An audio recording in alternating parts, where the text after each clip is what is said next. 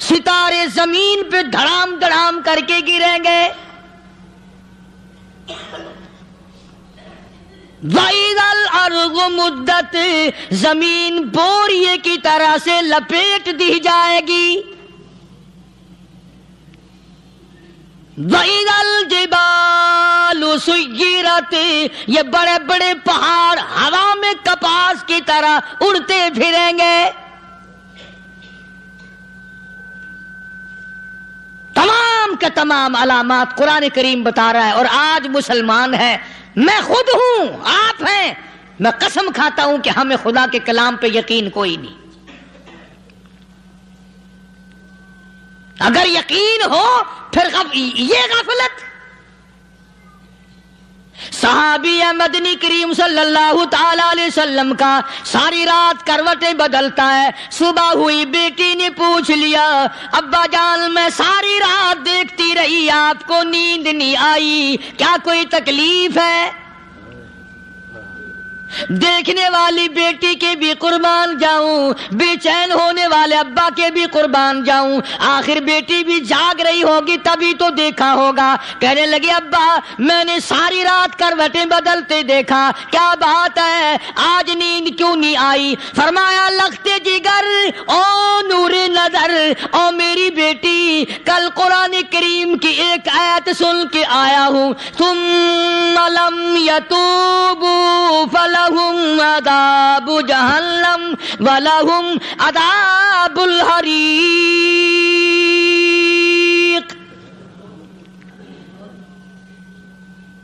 او میری بیٹی جس نے قرآن کریم کے ذریعے جہنم کی خبر سن لی ہو، جہنم کے انگاروں کی خبر سنی ہو، جس نے جہنم کی تباہ کاریاں سن لی ہو، او میری بیٹی نیند کیسے آئے؟ کیسے نیند آئے؟ امام شافعی رحمت اللہ علیہ اتنے بڑے جلیل القدر ولی کامل ہیں، وقت کے امام ہیں، پرہیزگار متقی ہیں. اپنی بیٹی کو فرمانے لگے لختے جگر تیری آنکھیں بگڑتی چلی جا رہی ہیں، میں دیکھتا ہوں تو ساری رات نیند نہیں کرتی، ساری رات سوتی نہیں، مصلی پہ کھڑی ہو کر قرآن پڑھتی رہتی ہے، تو کچھ نیند کر لیا کر، آنکھوں سے محتاج ہو جائے گی. عرض کرنے لگے ابا جان نیند آتی ہے، بستر پہ لیٹ جاتی ہوں، آنکھ لگنے کو ہوتی ہے، فوراً میرے دل میں خیال آتا ہے شافی کی بیٹی تو نے تو بستر سنبھال لیا، صبح تیری نہ معلوم زمین کے اوپر ہوگی یا لاکھوں من مٹی کے نیچے ہوگی. پھر میری نیند اکھڑ جاتی ہے، پھر کھڑی ہو کر خدا کا قرآن پڑھتی ہوں. وہ ساری رات قرآن پڑھا کرتے تھے، اور بدقسمت قوم تمہیں صبح اٹھ کر قرآن کا سپارہ پڑھنے کی توفیق نہیں ہے. مسلمان پر قرآن کا دیدار نصیب نہیں، قرآن کی زیارت نصیب نہیں. گدھے کی طرح کھاتے سو گئے اور گدھے کی طرح صبح اٹھ کر کھانا پینا شروع کر دیا. تو رب کے کلام کا اتنا باغی کہ تو دیکھنا پسند نہیں کرتا.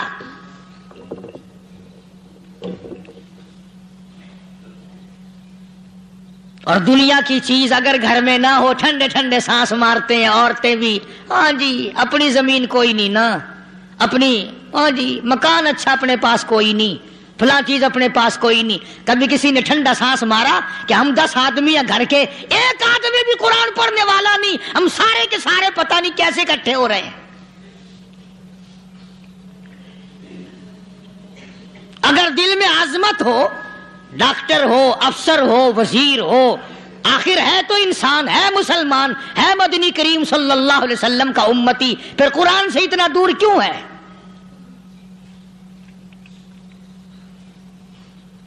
تو اللہ پاک جل شانہ نے فرمایا میرے بندے ہر حال میں ڈر.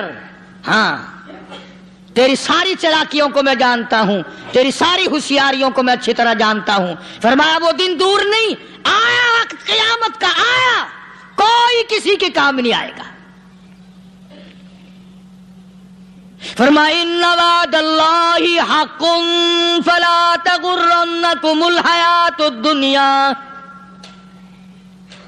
دنیا نے پھنسا لیا، چہل پہل میں پھنس گئے، اس کے رنگ روغن میں لگ گئے، اس کی زیب و زینت میں لگ گئے، رات اسی کی سوچ ہے، دن میں اسی کا فکر ہے، اور مرنے کا کسی کو بھی فکر نہیں۔ قرآن کریم کے آخری سورت آخری لقمان کے آخری آیتوں میں عجیب مضمون رکھا ہے۔ فرمایا ان اللہ عندہ علم الساعۃ وینزل الغیث، قیامت کا ٹھیک وقت اللہ کے سوا کوئی نہیں جانتا۔ کسے معلوم ہے ابھی اگلے منٹ میں کیا ہو جائے گا، سیکنڈ میں کیا ہو جائے گا۔ اچھا ایک بات میرے ذہن میں آئی، یہ بڑے بڑے لوگ آپ کو ملیں گے دیہاتوں میں بھی، بازاروں میں بھی، شہروں میں بھی، فلانا بزرگ غیب کی باتیں بتایا کرتا تھا، فلانا ولی یوں بتایا کرتا تھا۔ کبھی یہ بھی تو پوچھنا کہ اس ولی نے کبھی یہ بھی بتایا کہ میں مروں گا کب، کس دن مروں گا؟ جب اپنی موت کا پتہ نہیں تو اور کسی چیز کا کیا پتہ ہے؟ صرف اٹکل پچو تیر لگانے والی بات ہے۔ ابھی چند مہینے ہوئے یہاں میرے پاس چند نوجوان آئے ملتان شہر سے، اور کہنے لگے کہ 25,000 کی چوری ہو گئی ہے، بتا کدھر کون لے گیا، کدھر لے گیا۔ میرے پاس آئے یہاں، میں نے کہا بتا دوں گا پر آدھے لوں گا۔ کہنے لگا نہیں دیکھنا جی اتنا تو نہ کرو۔ اب میں نے کہا وہ سارے ہی چلے گئے یار، یقین کرو میں یہاں چارپائی میں بیٹھا ہوں دروازے کے باہر، عصر کے بعد پوری پارٹی آئی اسی شہر کی کہ 25,000 روپیہ گم ہو گیا ہے، بتا کدھر گیا ہے۔ سب لوگ کہتے ہیں قاری حنیف بتاتا ہے، سنو قاری حنیف بتاتا ہے، ٹیلا کرا دوں گا میں۔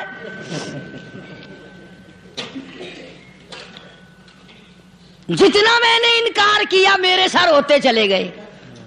اخیر میں نے بکواس کر دی، میں نے کہا اچھا بتاؤں گا پھر آدھے لوں گا۔ کہنے لگے نہیں تماشا دیکھا، یعنی اندازہ لگاؤ کہ ہم شہر سے سن کر آئے ہیں کہ قاری حنیف چوریاں بتاتا ہے۔ اللہ غنی، کس کو معلوم ہے کہ ابھی کیا ہو جائے گا؟ اللہ پاک نے کسی کو نہیں بتایا۔ فرمایا ان اللہ عندہ علم الساعۃ وینزل الغیث،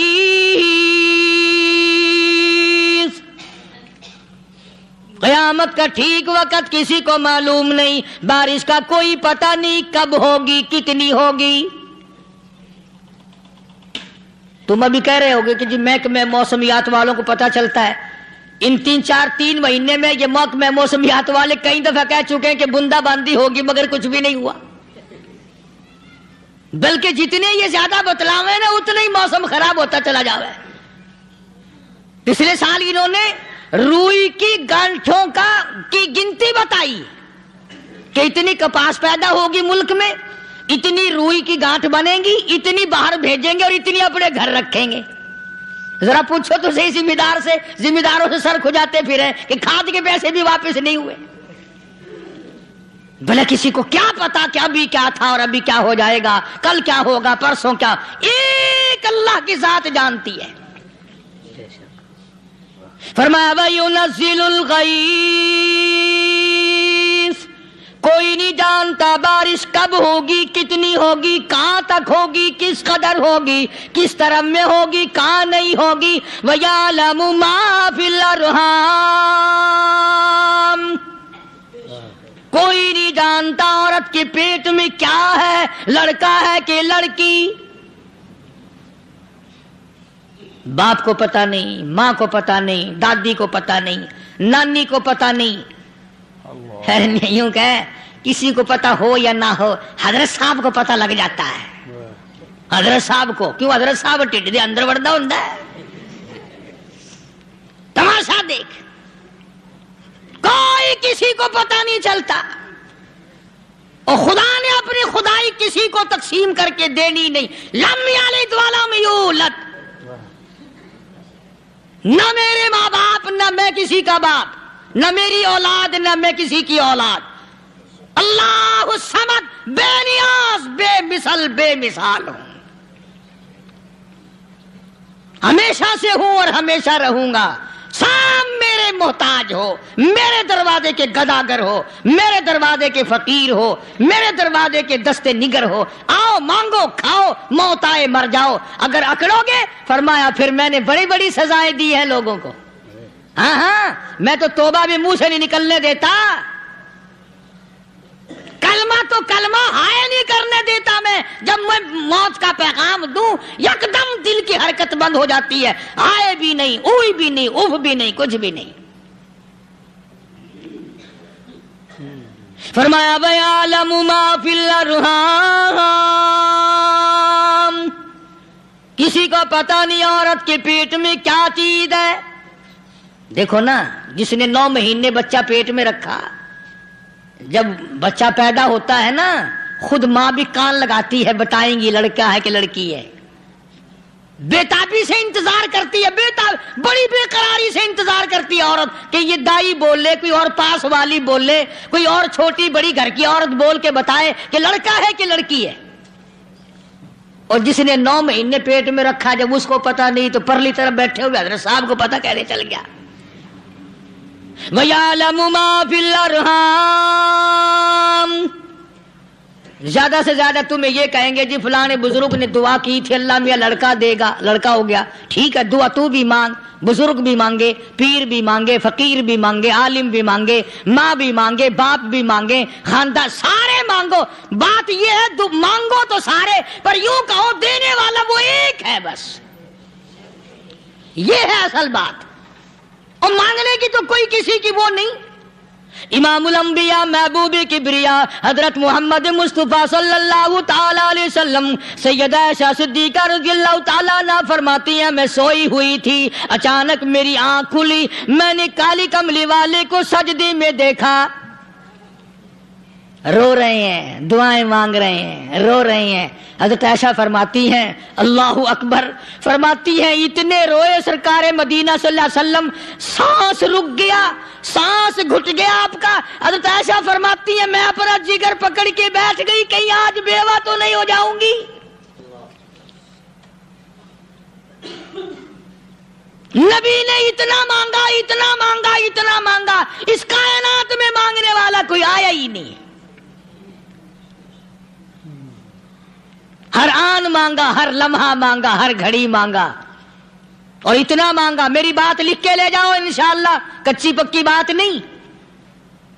سیدہ عائشہ صدیقہ رضی اللہ تعالیٰ عنہ گواہ ہے، سیدہ فاطمہ الزہرا رضی اللہ تعالیٰ عنہ گواہ ہے، نبی کی گھر والی گواہ، نبی کی لخت جگر نوری نظر فاطمہ الزہرا گواہ، فرماتی ہیں حضور کریم صلی اللہ علیہ وسلم کا جب آخری وقت آیا، آواز بالکل ختم ہو گئی، آواز بالکل پست ہو گئی، پھر بھی لب حرکت کرتے تھے، لب حرکت کرتے تھے، دونوں کی دونوں فرماتی ہیں ہم نے کان لگایا، آواز تھی ربی حبلی امتی، ربی حبلی امتی، اور میرے مولا میری امت کو معاف کر دے۔ اور خدا کی قسم کالی کملی والے نے آخری سانس تک مانگا ہی مانگا۔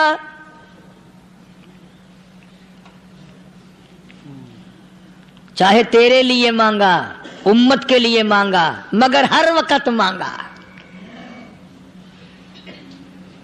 اور یوں فرمایا کہ میدان حشر میں جب لوگ چاروں طرف سے پریشان ہو کر، عاجز ہو کر، تنگ ہو کر، دھکے کھا کر، ذلیل ہو کر، انبیاء علیہ الصلوۃ والسلام کے مشورے سے جب حضور کریم صلی اللہ علیہ وسلم کے دربار میں آئیں گے، مشکاۃ شریف میں حدیث موجود ہے، ارشاد حضور کریم صلی اللہ علیہ وسلم کا، فرمایا لوگ مجھے سفارش کے لیے کہیں گے اللہ اکبر اللہ اکبر کبیرہ، تو یوں فرمایا یہ نہیں فرمایا کہ میں اللہ میاں کو ٹیلی فون کروں گا کہ دیکھنا ذرا خیال کرو امت آ رہی ہے میری، یا امت کو یہ کہے کہ رکا لے جاؤ، بلکہ یوں فرمایا جیسے امت آ کر کے مجھے پریشان کرے گی میں سجدہ کروں گا، میں سجدہ کروں گا، اس وقت بھی سر میرا در تیرا، جھولی میری عطا تیری۔ اور حدیث پاک کا اگر مضمون پڑھ کر دیکھو سارے مضامین حل ہو جائیں۔ یوں فرماتے ہیں خود حضور کریم کہ میں اتنا لمبا سجدہ کروں گا اس وقت قیامت میں، اتنا لمبا سجدہ کروں گا کہ 7 دن 7 راتیں کا وقت 1 ہفتے کے برابر وقت لگ جائے گا، میں سر سجدے سے نہیں اٹھاؤں گا۔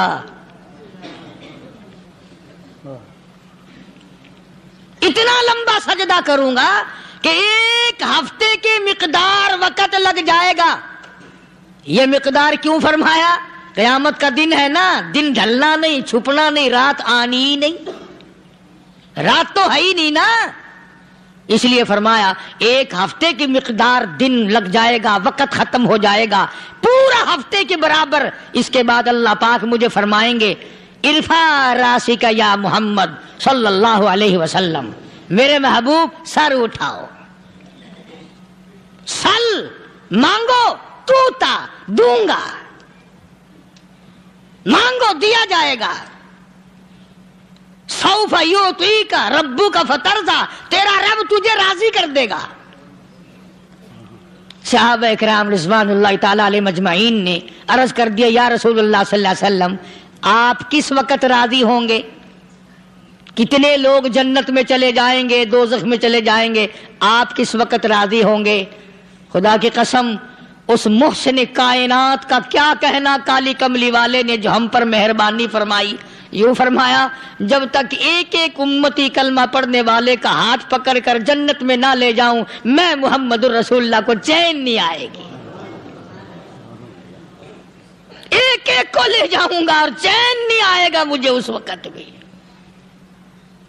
تو عرض یہ کر رہا تھا کہ قرآن کریم نے اور تمام چیزوں میں عقیدے کا سدھار کہ عقیدہ بناؤ، یہ جو عقیدہ ہے نا اس کی حیثیت ایسی ہے جیسے پہلی اینٹ عمارت کی،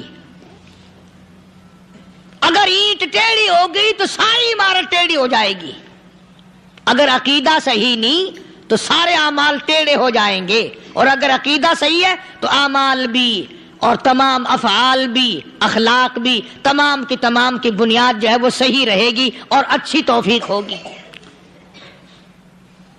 یہ عربی کلمہ ہے، آپ اور میں اگر کلمے کا معنی سمجھ لیں پھر بھی بات بنتی ہے، یہی تو معنی لا الہ الا اللہ، کوئی نہیں بگڑی بنانے والا، کوئی نہیں حاجت روا، کوئی نہیں مشکل کشا، کوئی نہیں تیرا ہاتھ پکڑنے والا، کوئی نہیں مجھے اور آپ کو اولاد دینے والا، کوئی نہیں بیوی بچے دینے والا، کوئی نہیں یہ ہر روز روٹی کھلانے پانی پلانے والا اس کے سوا کوئی نہیں الا اللہ، ایک اللہ کی ذات ہے۔ اور فرمایا کہ یہ بتایا کس نے کہ یہ سب کچھ کرنے والا کون ہے؟ محمد الرسول اللہ صلی اللہ علیہ وسلم، کہ ہمارے آقا اور مولا حضرت محمد الرسول اللہ صلی اللہ علیہ وسلم نے بتایا۔ تو قرآن کریم کی ان آیتوں نے وضاحت کر دی وما تدری نفس ماذا تکسب غدا، کسی کو پتہ نہیں کل کیا ہو جائے گا، صبح کو کیا ہو جائے گا، شام کو کیا ہو جائے گا۔ وما تدری نفس بأي أرض تموت، کوئی نہیں جانتا موت کس جگہ پہ آئے گی۔ کسے معلوم ہے کہ میری قبر کہاں بنے گی؟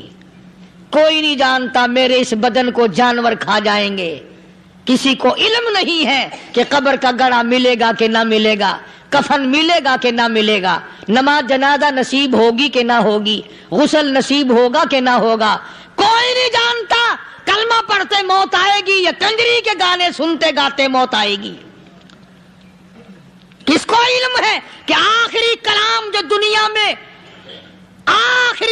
دنیا میں ہوگا وہ درود پاک ہوگا یا قرآن کریم ہوگا یا دعا ہوگی یا استغفار ہوگا، اور یا گالی منہ سے نکلے گی، دم نکل جائے گا؟ کسے معلوم ہے؟ اس لیے فرمایا وما تدری نفس بأي أرض تموت، کوئی نہیں جانتا موت صبح آئے گی یا شام آئے گی، بیوی بچوں کے سامنے آئے گی یا اسپتال میں کوئی پاس ہوگا بھی یا کہ نہیں جس وقت موت آئے گی کسے معلوم؟ سجدے میں آئے گی یا کنجری کی گود میں آئے گی کیا پتا؟ فلم میں آئے گی یا مسجد میں آئے گی؟ پچھلے دنوں ایک جگہ ایک آدمی نے صبح کی اذان دی، بڑی اچھی اذان دیا کرتا تھا، اللہ کا نام بلند کیا، زمین پہ بیٹھا اور ختم۔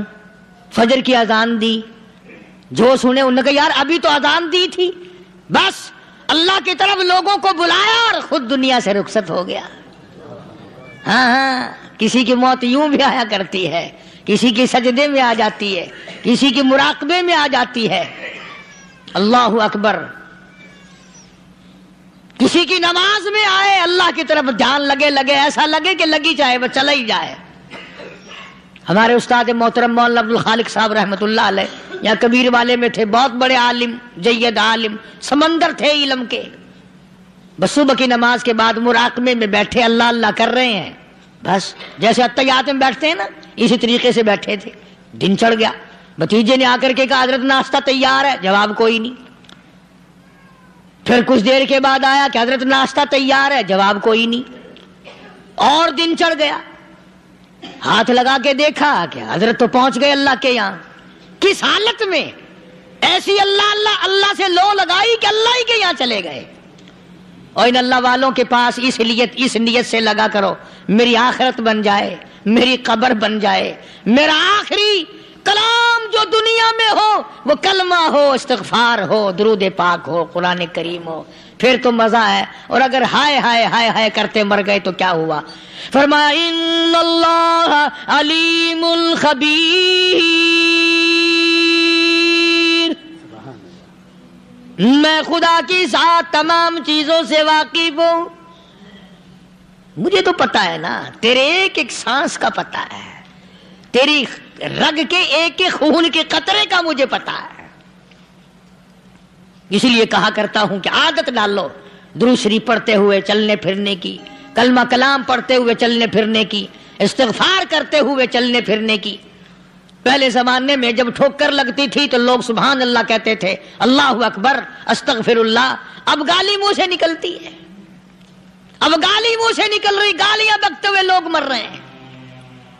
حضرت معاذ بن جبل رضی اللہ تعالیٰ عنہ مدینہ پاک میں بیمار ہے، آخری وقت ہے۔ صحابہ کی ایسی ایسی موت آیا کرتی تھی، چاروں طرف جتنے گھر والے بیٹھے ہیں، اماں بھی، بیٹی بھی، گھر والی بھی، بہن بھی، بھائی بند بھی، قبیلہ بھی، خاندان بھی، مدینہ شہر ہے، کالی کملی والے کا شہر ہے۔ حضرت معاذ بن جبل کا آخری وقت ہے، چاروں طرف بیٹھنے والے بھی تلاوت کر رہے ہیں قرآن کریم کی، خود معاذ بن جبل بھی تلاوت فرما رہے ہیں۔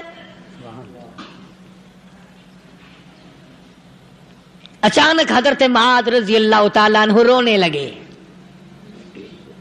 روئے حضرت معاذ۔ یہ وہ جوان ہے جس کو رخصت فرمانے کے لیے یمن کا گورنر بنا کر کے بھیجا حضور صلی اللہ علیہ وسلم نے۔ حضور صلی اللہ علیہ وسلم اس کو روانہ فرمانے کے لیے کئی میل پیدل تشریف لے گئے۔ ہاں حضور کے صحابہ۔ تو معاذ بن جبل جب رونے لگے تو گھر والوں نے پوچھا کیوں؟ کوئی بیٹھا ہوگا نا، کہنے لگا ڈر گئے، موت سے ڈر رہے ہو، موت سے ڈر کے رو رہے ہو؟ حضرت معاذ کہنے لگے نہیں، موت سے کیا ڈرنا، میں کیوں ڈروں موت سے، اس نے تو آنا ہی آنا ہے، میں نہیں ڈرتا۔ انہوں نے کہا پھر رویا کیوں رو رہے ہو؟